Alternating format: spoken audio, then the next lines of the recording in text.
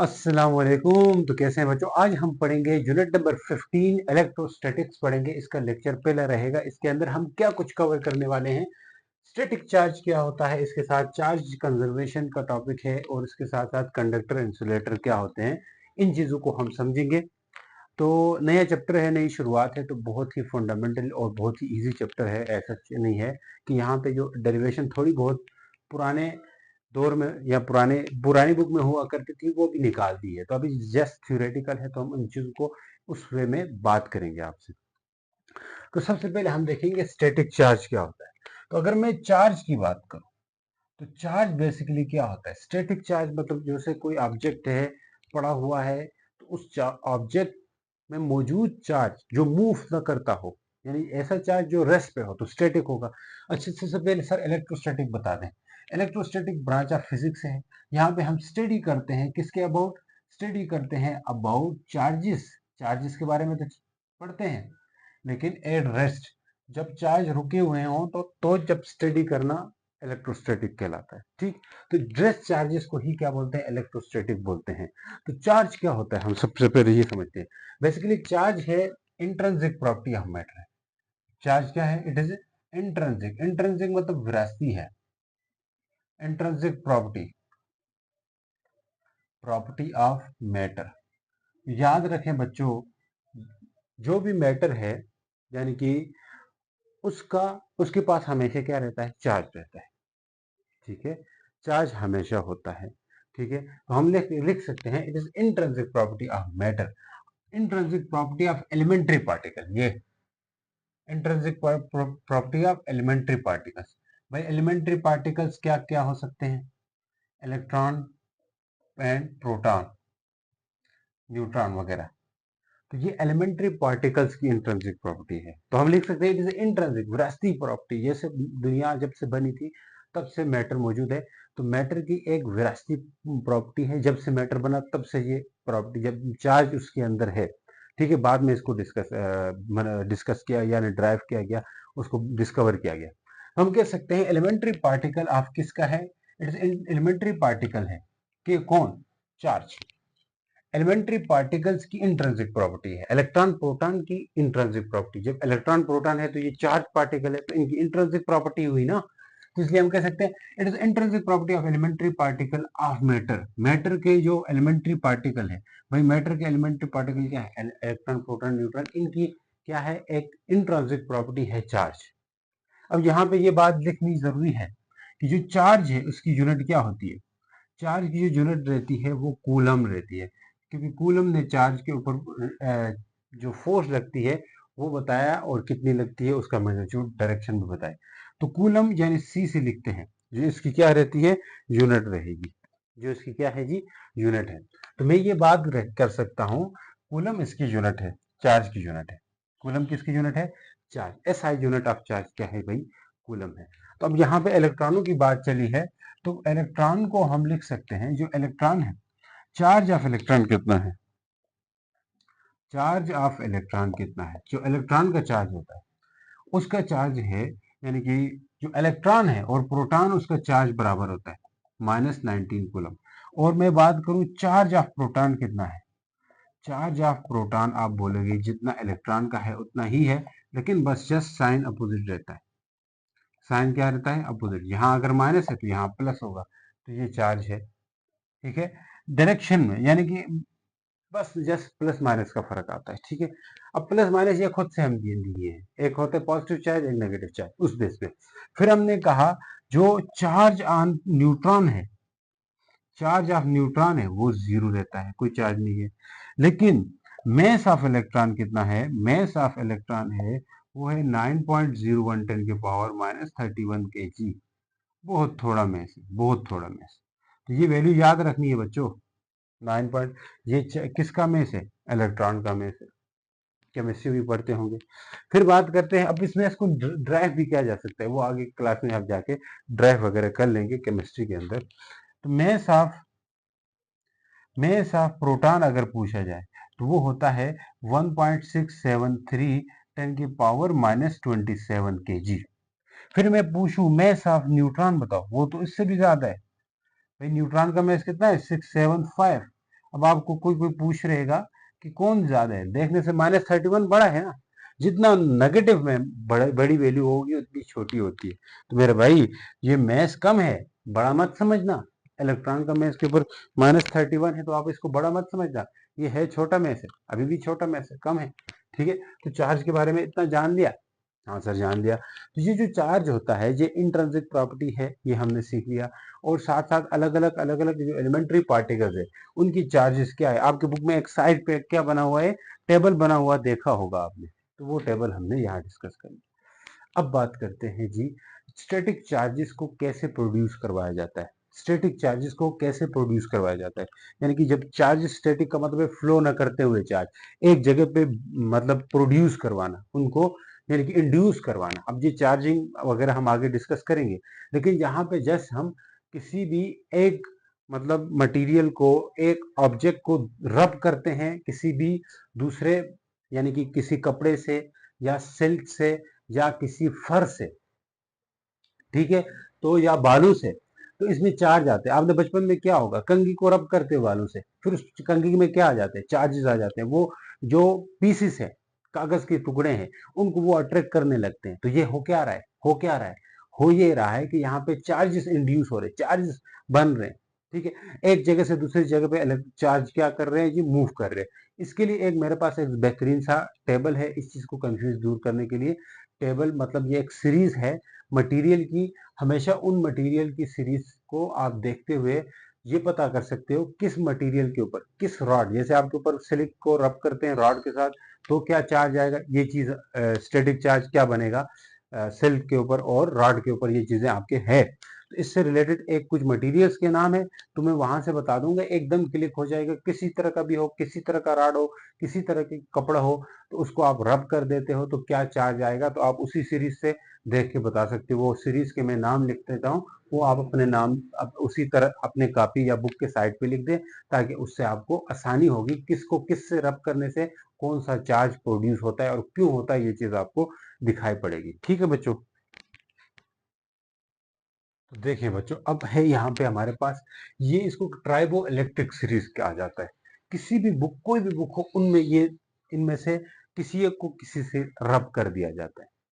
मतलब बाज दफा फर, फर समझते हो, चमड़ी को, बिल्ली की चमड़ी या इसी तरह की किसी की चमड़ी, ठीक है आपकी चमड़ी नहीं, तो फर को आप किसी भी उससे रब करो, फर्श को गिलास से रब करो, फर को काटन सिल्क वूल रबर से रब करो, रबर के राड से रब करो, तो उस वक्त इलेक्ट्रॉन या लूज या गेन होते हैं रब करने से, रगड़ने से। हाँ सर होते हैं। अब ये देखें, इस लिस्ट पूरी को लिखना है अपने पास। अब यहां से मैं थोड़े से आपको पहले कंसेप्ट बना दूं कि कौन से लूज करेंगे, कौन गेन करेगा और कौन पॉजिटिव बनेगा कौन नेगेटिव बनेगा। अगर मैं कहता हूं आप किसी फर को किसके साथ रब कर दें, फर को गिलास के साथ करें, फर और गिलास क्या किए, रब कर दिया, फर को आपने गिलास के साथ रब कर दिया। अब सोचो, इस लिस्ट में जो ऊपर वाले हैं, ऊपर वाले नाम और नीचे वाले, जो ऊपर होंगे नाम लिस्ट में ऊपर, वो हमेशा इलेक्ट्रॉन को आसानी से लूज करने की टेंडेंसी रखते हैं। मान के चले फर और गिलास में ले लें, तो फर ऊपर है तो वो ज्यादा इलेक्ट्रॉनों को लूज करता है, और गिलास नीचे है तो वो कम इलेक्ट्रॉन को लूज करेगा। समझ रहे हो? हाँ सर, तो मैंने बोला higher on list loose electron easily and become positive. Higher जो लिस्ट में है वो इलेक्ट्रॉनों को आसानी से लूज कर सकते हैं और वो पॉजिटिव बनते हैं। आसानी से लूज करने का मतलब क्या है, आसानी से लूज करने का मतलब ये है कि उनके जो इलेक्ट्रॉन है वो लूजली बाउंड होते हैं, ज्यादा वो जकड़े हुए नहीं होते एटम के न्यूक्लियस के साथ। हाँ सर, फ्री इलेक्ट्रॉन्स होते हैं। तो मैंने कहा इसी तरह लोअर ऑन द लिस्ट, जो लिस्ट में नीचे है, मतलब नीचे का मतलब ये है कि यहाँ और एक फर है एक गिलास है, तो ऊपर कौन सा हुआ, फर हुआ, नीचे कौन सा हुआ, गिलास है। इसी तरह आप फर को मान ले उसके साथ करते हो, रबर के साथ करते हो, तो फर तो लूज कर लेगा, रबर गेन कर लेगा। समझ गए? इसी तरह आप फर को प्लास्टिक से करते हो, फर लूज कर देगा, प्लास्टिक गेन कर देगा। इसी तरह यहाँ पोलिस्टर को प्लास्टिक के साथ करते हो, पोलिस्टर लूज कर देगा, ये नीचे है तो नीचे वाला गेन करेगा, ऊपर वाला लूज करेगा। जो भी है, देखो दो कोई चीजें ले लो, अगर जो ऊपर है वो क्या करेगा, हमेशा ऊपर वाला गेन लॉस करेगा, नीचे वाला गेन करेगा। तो lower on the list gain electron easily and become negative होते हैं। तो अगर मैं फर को गिलास के साथ करता हूं, तो फर ऊपर है तो फर क्या करेगा, लूज करेगा, और ये गेन करेगा। तो जो लूज करता है उसके पास कौन सा चार्ज आता है, पॉजिटिव आता है, और जो गेन करता है उसके पास क्या आता है, नेगेटिव। उसके पास कर्जा हो जाता है ना, केमिस्ट्री में पढ़ा होगा। ये कंसेप्ट समझ लो, ये कंसेप्ट, ये समझ गए सर, ये समझ गए। कोई भी यहां से उठा के कोई भी दे दे आपसे, अब आपके बुक में कौन कौन से हैं जो वहां पे दिए हुए, किसको किससे रब करना, ये आपके बुक में दिए हुए, तो वो बड़े आसानी से आप पकड़ सकते हो। बुक में एक दफा वो क्या कर रहे हैं, सिल्क को, बुक में क्या है जी, सिल्क को गिलास से कर रहे हैं। सिल्क को किससे कर रहे हैं, गिलास। अब गिलास ऊपर है, सिल्क कपड़े को गिलास से किया, उसको उन्होंने इस तरह से, मान ले ये हमारे पास बंधा हुआ है और ये सिल्क का गिलास का राड है, सिल्क का राड तो नहीं था, इसको रब किया।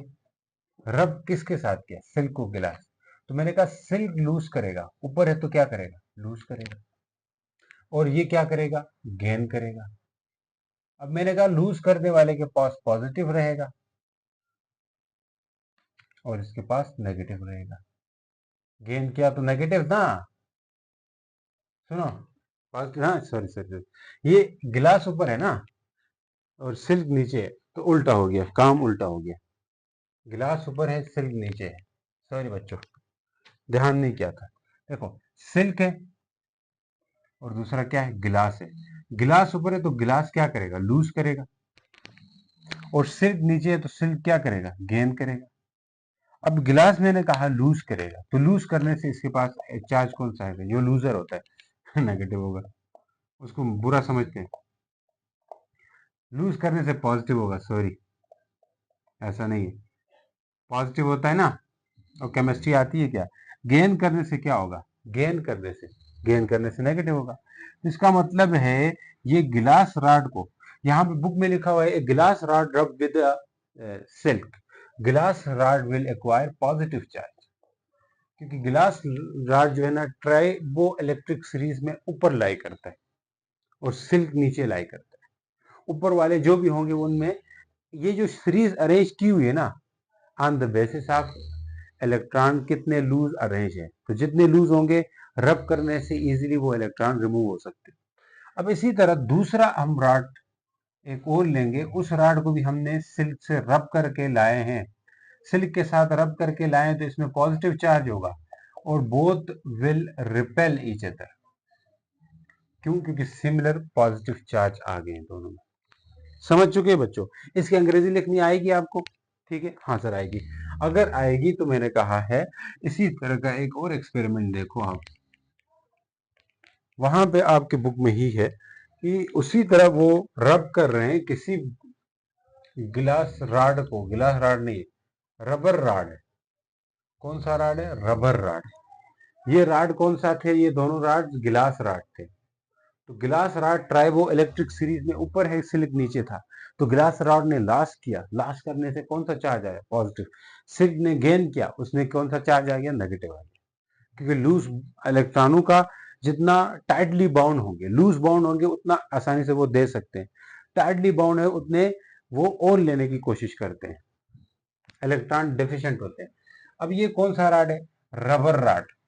भाई रबर रॉड को हम और नाम भी दे सकते हैं, एबोनाइट रॉड, ऐसा आपको बुक में दिया हुआ है। इसको इसको आपने किसी फर से रब किया।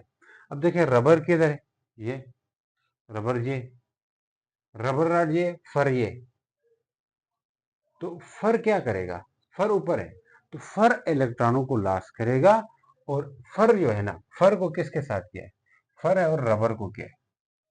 सुनो, फर इलेक्ट्रॉनों को लॉस करेगा, लॉस करेगा तो इसमें पॉजिटिव चार्ज आएगा फर में, हाँ सर, और रबर रॉड गेन करेगा तो गेन करने से इसमें नेगेटिव चार्ज आएगा।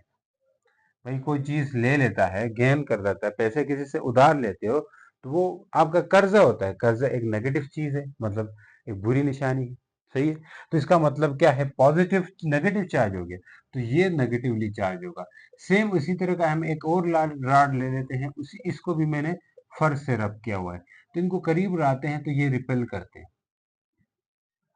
हाँ, तो हम क्या करते हैं, न ये न ये, यहाँ पे नेगेटिव चार्ज आ गया। अब कोई देखो, बाज बुक्स में वूल को रब कर देते हैं रबर से, तो भी क्या होता है, रबर में नेगेटिव आता है क्योंकि वूल ऊपर है। समझ गए? अब भाई ये वाला तरीका समझ गए हो क्या? हाँ सर समझ गए। अगर ये बात समझ आई तो अगर मैं यहाँ से एक राड उठा लूं इसको, यानी कि एक राड में ले लेता हूं किसका, बोलो ये ललिता, ललिता, ये एक राड ले लेता हूँ गिलास राड, एक एक राड ले लेता हूं मैं रबर राड जो कि नेगेटिव चार्ज था। They will attract each other, they will attract, ये अट्रैक्ट करेंगे, क्यों करेंगे, अपोजिट चार्ज। तो इस पूरे एक्सपेरिमेंट से अब ये सवाल भी पूछ सकते हैं, show that by experimentally that similar charges attract and opposite charges are repel, ये शो करो। तो यहां से आप ये लिख सकते हो, since we know that similar charges क्या कर रहे हैं, सिमिलर चार्जेस हमेशा, similar charges will repel each other, किए ना यहां पे, and opposite charges attract each other, opposite static charges लिख सकते हैं, ये अपोजिट स्टैटिक चार्जेस अट्रैक्ट करेंगे ईच अदर को, विद ईच अदर। समझ रहे हो मेरे भाई? हाँ सर समझ तो गए। ये इस तरह आप पता लगता है। ट्राइबो इलेक्ट्रिक सीरीज लिखो अपने साइड बुक में या कहीं पे, वहां पे बस जो भी उठा के दे, नायलन दे दे, जो भी दे दे, हुमने बालों को सिल्क रॉड से रब करने से क्या होगा, मैं पूछूं तो आप तो बुक में दो दिए है ना, तो किसी किसी बुक में ये अलग अलग दे सकते हैं। आप ये सीरीज उठा के देख लो, यहाँ से कौन सा मटेरियल लिया है, ये यही लेंगे, इसके अलावा नहीं लेंगे। ठीक है, ठीक है सर। अब हम बात करने चाह रहे हैं कि चार्ज कंजर्वेशन क्या होगी, चार्ज कंजर्वेशन क्या होगी। हमने कहा था 2-3 टॉपिक हम यहाँ पे अपने कवर करने वाले हैं, तो इन्हीं सब के लिए आपने तैयार रहना था। चार्ज कंजर्वेशन क्या होगी, tribo electric series, turbo turbo tribo electric series क्या है इसको बाद में देखेंगे, लेकिन हम चार्ज कंजर्वेशन की बात अभी करने वाले हैं। भाई चार्ज कंजर्वेशन क्या होगी, हमेशा जिस तरह मेस कंजर्व होता है, because mess can neither be created not destroyed, ये आपने 9th क्लास में पढ़ी थी फिजिक्स में। यहाँ पे चार्ज कंजर्व हो रहा है। चार्ज कंजर्व का मतलब क्या है कि charge can neither be created not destroyed. अगर कोई आइसोलेटेड सिस्टम हो, आइसोलेटेड सिस्टम मतलब यहाँ पे कोई बाहर से चार्ज ना आता हो, आइसोलेटेड सिस्टम अगर है तो चार्ज क्या रहता है, कांस्टेंट रहता है, charge always remains constant, charge always, बोलो, रिमेन्स कांस्टेंट, हमेशा फिक्स रहेगा। इसी को कहते हैं charge according to law of conservation of energy. भाई ये लॉ ऑफ कंजर्वेशन एनर्जी का हिस्सा है, ये चार्ज कंजर्वेशन हिस्सा है, law of conservation of energy. ठीक है, क्या कहते हैं, अकॉर्डिंग टू लॉ ऑफ कौन सा, कंजर्वेशन, किसकी, law of conservation of energy, ना एनर्जी नहीं हुआ, charge, law of conservation of charge के मुताबिक हम लिख सकते हैं charge can neither be created not destroy. ये बात हम लिख सकते हैं ना, क्या लिख सकते हैं, charge can neither be created and not destroy, not destroy, नहीं उसको खत्म कर सकते, but it can only, but it only, but it only transfer, ये सिर्फ और सिर्फ क्या हो सकती है, ट्रांसफर हो सकती है from one object, from one object to another object, one object to another object, एक ऑब्जेक्ट से दूसरे ऑब्जेक्ट में सिर्फ और सिर्फ ये क्या हो सकती है, ट्रांसफर तो हो सकती है, लेकिन ये कभी ये बन नहीं सकती।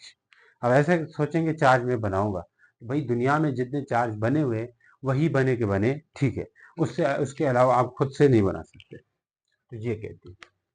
तो हमने यहाँ पे चार्ज ट्रांसफर तो हो सकते हैं लेकिन बन नहीं सकते, नहीं टूट सकते, ये बात की है। तो बन ट्रांसफर हो सकते हैं, तो चार्ज के ट्रांसफर होने को एक नाम दिया जाता है the process of transfer of charges. देखो पॉजिटिव चार्जेस तो हमेशा ट्रांसफर हो ही नहीं सकते, नेगेटिव चार्ज ट्रांसफर होता है, क्योंकि नेगेटिव चार्ज बाहर होता है, पॉजिटिव चार्ज न्यूक्लियस के अंदर होता है, प्रोटॉन अंदर होता है ना, तो इलेक्ट्रॉन ट्रांसफर हो सकते हैं। ठीक है, the transfer of charges, the transfer of charge from one object, एक ऑब्जेक्ट से टू अनदर ऑब्जेक्ट, दूसरे ऑब्जेक्ट में जाएं, टू अनदर ऑब्जेक्ट, एक ऑब्जेक्ट से दूसरे ऑब्जेक्ट में चार्ज ट्रांसफर हो तो उसको इलेक्ट्रिफिकेशन कहा जाता है। उसको क्या कहा जाता है? इलेक्ट्रिफिकेशन। उसको क्या नाम दिया जाता है? इलेक्ट्रिफिकेशन नाम दिया जाता है। समझ रहे हो मेरे बात? सर समझ गए। अब यहाँ पे एक बात करना चाहेंगे, electrification. During electrification only positive charge, the positive charge can not be transfer, can't transfer. ऐसी बात है। क्यों ट्रांसफर नहीं होता? Because positive charge lie inside the atom. क्यों नहीं होता? ये लिख दो, इनसाइड एटम लाई करता है, इसलिए नहीं होता। नेक्स्ट बात क्या कर सकते हैं? Negative, only negative charge transfer, only बोलो, नेगेटिव चार्ज विल ट्रांसफर। सिर्फ और सिर्फ कौन सा चार्ज ट्रांसफर करेगा? नेगेटिव चार्ज ट्रांसफर करेगा, इसके अलावा दूसरे चार्ज ट्रांसफर नहीं कर सकता। ये से एग्जाम्पल हमने दी थी ड्यूरिंग रबिंग। रबिंग मतलब सिल्क रॉड, सिल्क रॉड को हमने रब किया था, सिल्क को हमने किससे? गिलास से रब किया था। तो सिल्क को गिलास से किया तो गिलास में कौन सा चार्ज आया था? Positive charge. गिलास ने लूज किया था, देखो गिलास ऊपर होता है, गिलास लूज करेगा, तो लूज करने से गिलास में पॉजिटिव चार्ज आएगा। इसी तरह दूसरा एग्जांपल दे दे, रबर वाली। यहाँ पे ये राड, जब रबर राड था, इसको हमने फर से रब किया। सिल्क को किससे किया था जी? गिलास को सिल्क से किया था। ये रबर राड है, तो रबर को हम करते हैं किससे भाई? दूसरा वो क्या नाम है? फर से। क्या फर और सिल्क को करने से क्या होगा? ये आप सोच के बताएं। मैंने पीछे ट्राइबो इलेक्ट्रिक सीरीज में बताया था, यहाँ नेगेटिव चार्ज आएगा ना, फर और सिल्क को क्या होगा? ये आप मुझे बताना जरूर कमेंट करके। ठीक है, तो ये हमारे पास इस तरह से पता कर सकते हैं। अगर किसी के पास, मैंने कहा था वो पीछे सीरीज लिखो और उधर से देख के बताओ। फर, फर और सिल्क को भी रब कर सकते हैं क्या? देखें, फर और गिलास को भी रब कर सकते हैं, तो क्या होगा? उल्टा करो ना, रबर और सिल्क को करने से क्या होगा? आप इस ऐसा ना करो, रबर, सिल्क और रबर को करने से क्या आएगा? फर और गिलास को क्या सेम आएगा? डिफरेंट आएगा। बताओ जल्दी, बताओ। और भाई पढ़ने आए हो ना, बताओ हो, अब बताओ, बता के जाओ। ठीक है सर, बता देंगे। अब आगे चलते हैं जी। कंडक्टर और इंसुलेटर में क्या फर्क है? बहुत बहुत बहुत बहुत आसान टॉपिक है। कंडक्टर और इंसुलेटर में क्या फर्क है? भाई मुझे लगता है ये चैप्टर बहुत इजी है, थियोरेटिकल थियोरेटिकल सा है, इसमें कुछ ज़्यादा वो नहीं है, मैथमेटिकल चीज़ें नहीं है। पहले हुआ करती थी, पहले तो कूलम लॉ भी दिया हुआ था, अब कूलम लॉ नहीं है। तो हम कंडक्टर वर्सेस इंसुलेटर की बात करते हैं, जहां बस आप इनका फर्क याद कर। कंडक्टर वर्सेस इंसुलेटर्स, होता क्या है? जो कंडक्टर्स होते हैं ना, उनमें इलेक्ट्रॉन जो है ना लूजली बाउंड होते हैं। आपने केमिस्ट्री के अंदर पढ़ा है इलेक्ट्रॉन सी मॉडल करके, कि ज्यादातर इलेक्ट्रॉन फ्री होते हैं, वो अपना वैलेंस शेल छोड़ जाते हैं। क्या छोड़ जाते हैं? वैलेंस शेल छोड़ जाते हैं।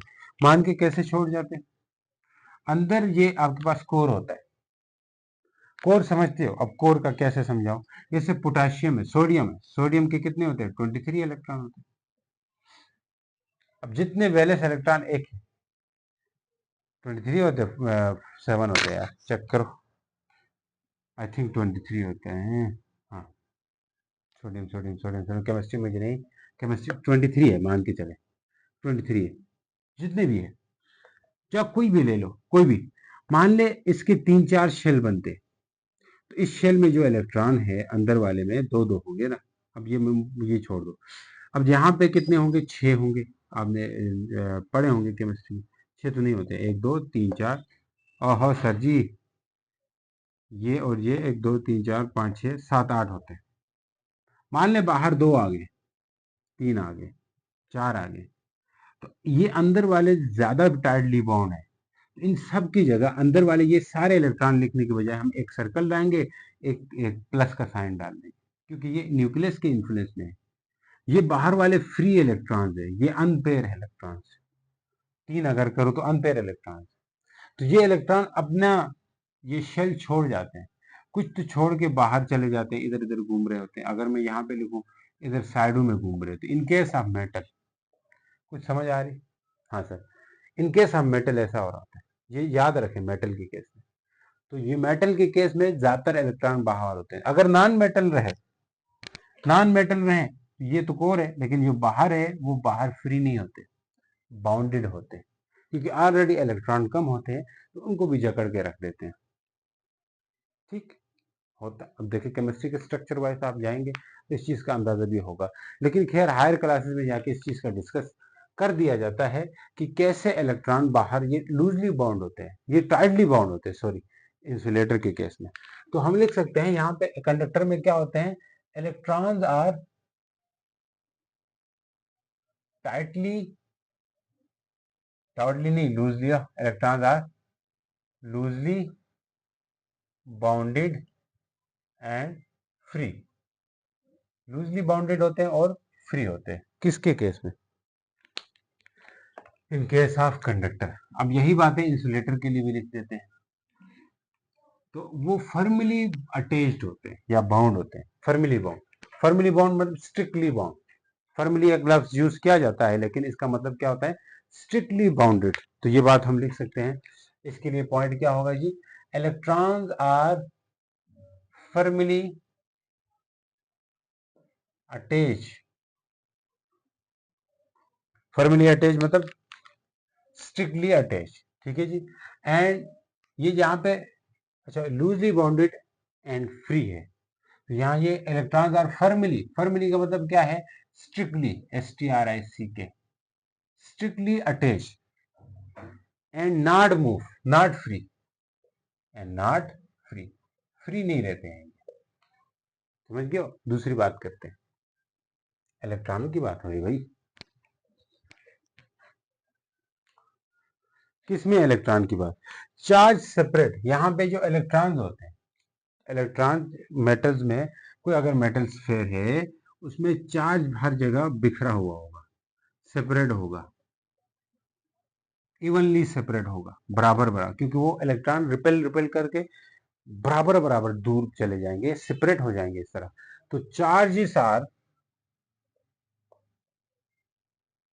आर सेपरेट, सेपरेट फैले इवनली, बराबरी से, चार्जेस आर सेपरेट इवनली, बराबरी से ऑन ऑब्जेक्ट, ऑब्जेक्ट के ऊपर बराबरी से वो ऑब्जेक्ट इवनली क्या होते हैं, सेपरेट होते हैं। दूसरी बात इसके लिए कहते हैं, चार्जेस जो है ना इवनली सेपरेट नहीं होती, बल्कि चार्जेस आर बाउंडेड रहते हैं या फिक्स रहते हैं। Charges are fix at a spot, at spot and not evenly bounded, fix होते हैं, बस यही लिख दो। नेक्स्ट बात लिख लेते हैं, यहाँ पे चार्जेस को ट्रांसफर करवाया जा सकता है, वहां ट्रांसफर नहीं किया जा सकता। चार्जेस कैन बी, चार्जेस का मतलब है इलेक्ट्रॉन भाई, electrons can be transfer,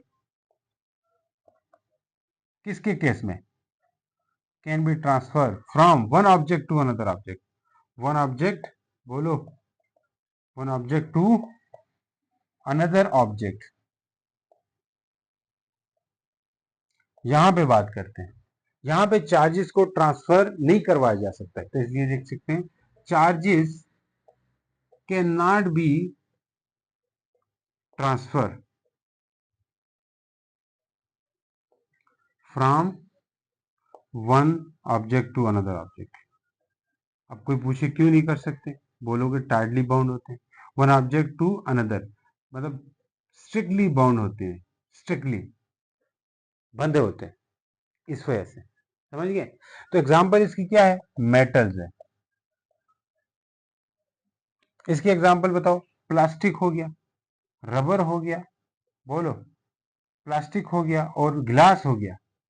sir glass से तो इलेक्ट्रॉन्स, वहां हमने ट्राइबो इलेक्ट्रिक सीरीज में हमने पढ़ा था, जो गिलास के जो इलेक्ट्रॉन्स है वो लूजली बाउंड, हाँ, रब करने पे अलग चीज होती है, खुद ट्रांसफर होना अलग बात होती है। तो यहाँ मेटल्स में जो है ना, खुद ही ट्रांसफर, खुद ही एक मटेरियल से दूसरे मटेरियल इजी टू मूव होते हैं, क्योंकि फ्री होते हैं। समझ गए बच्चों? क्योंकि क्या रहते हैं जी, फ्री होते हैं। फ्री होने पे ये इजीली एक जगह से दूसरी जगह शिफ्ट करते हैं। तो शुक्रिया बच्चों, बच्चों आप लोगों का। अगर ये आप लोग यहाँ तक इस तरह मतलब देखते रहते हो, तो ये अपने आप को बिदात दो, क्योंकि आज के दौर में आप मोबाइल से पढ़ना बहुत मुश्किल हो चुका है। क्योंकि मोबाइल आपके पास हो तो खुद आप क्या हो सकते हो, इधर उधर भटक सकते हो। ज़्यादातर आपका फोकस उस लेक्चर पे, पढ़ाई पे बहुत कम रहता है, और बहुत बच्चे करते भी होंगे। अगर जिस किसी ने आप में से ये लेक्चर सुना है, तो इसका मतलब है कि आप सिंसियर हो अपने पढ़ाई को लेके। यही चीज़ चाहिए, यही मेहनत होनी चाहिए आपकी। तो मेहनत करते रहें। मिलते हैं नेक्स्ट लेक्चर के अंदर, तब तक के लिए गुड बाय, अल्लाह हाफ़िज़।